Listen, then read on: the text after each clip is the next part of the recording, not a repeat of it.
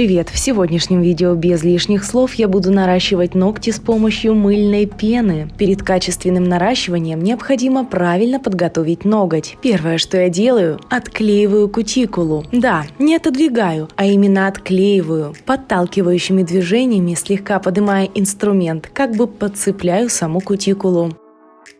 После проверяю свою работу. Не нужно глубоко толкать лезвие инструмента под кутикулу. Стоит лишь проверить, нет ли слипшихся карманов. Торец следует выровнять и зашлифовать. Снять глянец с поверхности ногтя и сделать его шершавым. Фрезой пламя с подходящим абразивом очищаю ноготь от птеригия и раскрываю кутикулу.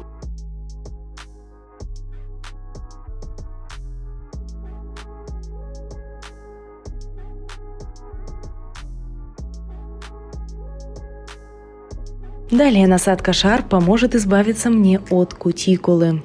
Нейл преп или спирт глубоко обезжирят и временно подсушат ноготок. Бескислотный праймер сохнет на воздухе и после себя оставляет липкость. Его нужно наносить лишь на ноготок, без затеканий на кожу. Для тонких и мягких ногтей лучше использовать гибкую каучуковую базу. Наносить ее необходимо втирающими движениями. Запечатывайте торец ногтя. Чтобы не было затеков, около кожи помогайте себе тонкой кистью. А теперь сделаем пену для наращивания. Необходимо взять хорошо пенящиеся средства, например, жидкое мыло или шампунь. В емкости смешиваем средство с водой до образования густой пушистой пены.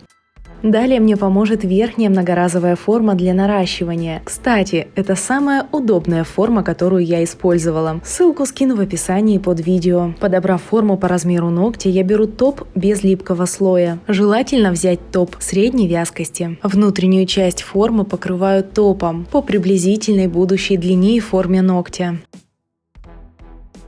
Форму с топом отправляю сушиться в лампу на 1 минуту. Далее поверх добавляю еще один слой топа. Топ наношу средним слоем.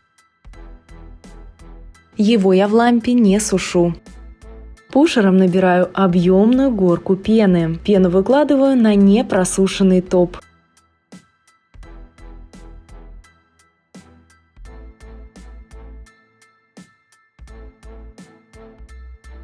Заполняю пеной все прокрашенное пространство формы. И прямо в таком положении, вместе с пеной, отправляю типсу сушиться в лампу столько, сколько сохнет обычно ваш топ.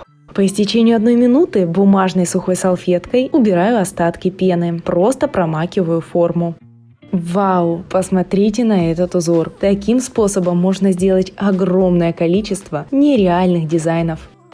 А теперь я хочу выделить рельеф и узор. Для этого можно взять любой пигмент. Я беру металлическую золотую и серебряную втирки. А далее все просто. Просто вбиваю старой кистью пигмент в ноготь. Вначале балуюсь серебром, а потом добавляю золотухи.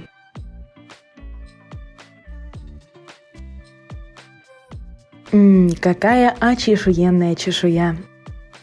Теперь полигель. Я беру прозрачный. В работе и в носке он показал себя достойно. И стоит совсем недорого. Единственное, для меня он показался немножко чересчур мягким. Толстая колбаска на форму. Кисть смачиваю в спецжидкости и убираю лишнюю влагу. Разминаю материал. Распределяю его по длине и форме будущего ногтя. В принципе, делаю все то же, что и при обычном наращивании верхними формами. Установив форму, отправляю сушиться в лампу на 30 секунд. Обратным пинцетом поджимаю ноготок. Остается убрать пластик. Теперь придам форму ногтю. Уберу ступеньку перехода. От кутикулы к дизайну получается пустота. Ее можно заполнить гель-краской или втиркой в тон, гелем-паутиной или каким-нибудь прикольным слайдером. Чтобы сделать кончик хрустально-прозрачным, из-под низу ноготь перекрываю топом. Я же не стала заморачиваться с дизайном и украсила ноготь стразами. Как по мне, это способ, который полезно запомнить. Интересно, а как этот дизайн будет смотреться в матовом варианте? Сейчас я это и проверю. Любимый идеальный матовый топ перекрываем ноготь и сушим в лампе. А как вам такой способ? Какой ноготь понравился больше? Матовый или глянцевый? Напиши в комментариях. На этом все. Увидимся в следующем видео. Дальше больше. Пока-пока.